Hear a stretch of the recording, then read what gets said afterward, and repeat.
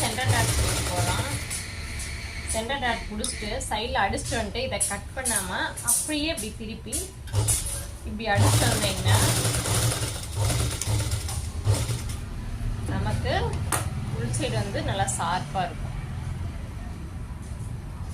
Next Kokkipatti tattoo இது ரெண்டாக மடித்து வச்சு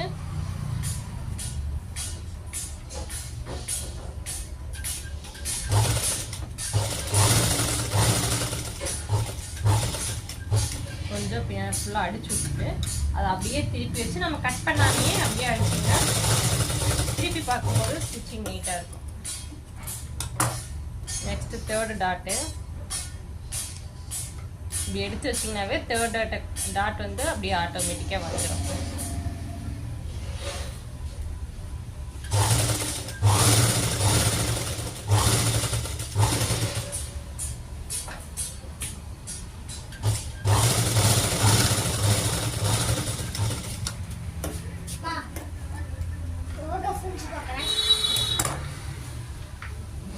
இந்த மாதிரி டாட் பிடிச்சி பாருங்க உங்களுக்கு எப்படி இருக்குன்னு.